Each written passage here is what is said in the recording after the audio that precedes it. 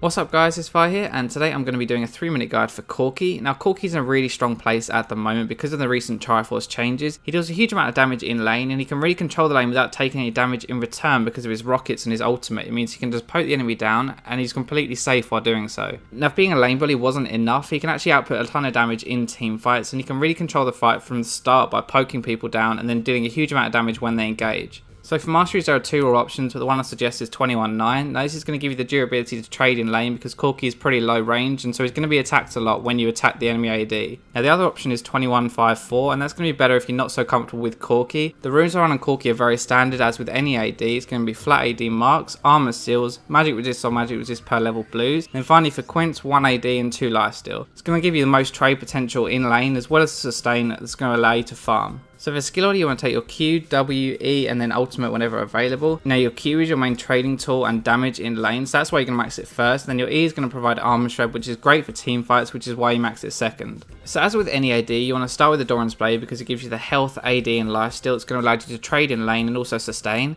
Now moving on from that, you want to build into your Triforce, and it's normally best to get a Phage first because this gives you AD, it gives you health, but it also gives you the movement speed passive, which is really strong for trading. Now I've put Vamp Scepter here as well because if you're against a very tough lane, you will need to get that to sustain through the lane, but if you don't need it, then don't buy it as it does delay your build. So after this, you want to build into your Triforce as soon as possible and only have level 1 boots. Now you don't need level 2 boots just yet because Corki's mobility with his W is pretty good anyway, and Triforce is such an important item on him. So after this, what you build is really personal preference, and it depends what kind of game you want to play. Now the build I use because I like to team fight is Triforce, Infinity Edge, and Last Whisper. It's going to give you a lot of team fight potential with those crits, and it means that you transition into mid game really well, and you can always just all in engage and you're still going to come out on top. So if you just want to kite people around and poke and not really engage, and you want to get a Last Whisper and a Bloodthirster after this, it's going to provide the most damage for your poke, and it means your rockets are really going to hurt. So one of Corki's weaknesses is he's very vulnerable to CC, and if he does get locked down then it's very easy to kill him. This is why Banshees is probably one of the best defensive items on him because it means it can block that first CC, you can Valkyrie away and then kill the opponent when they run after you. Other than that, Corki's very short range, so Guardian Angel will be good, and because of the CC I mentioned earlier, Quicksilver Sash will be good as well. So as I said at the start, Corki is very strong in lane, but you have to remember that your main power spike comes when you build Triforce, so you can't go balls deep too early. Saying that, your main trading tool is going to be Q into an auto attack because your auto attack does do that extra passive damage. So make sure you only use your E when you're actually going for a kill or extended fights, because other than that it's not really worth it and you will just run out of mana and eventually lose the lane. Apart from that, poke with your rockets, but make sure you always have 3 to 4 rockets available in your bank so that if you do full engage you have enough rockets to actually fight with. Finally, in team fights, Corki's really good at shredding tanks because of the armor shred on his E, so just make sure you attack the closest target possible and rocket before the fight. Valkyrie away when someone engages on you and then just kite them around. You'll actually do a ton of damage, but make sure you use your abilities and your rockets to get the Sheen procs.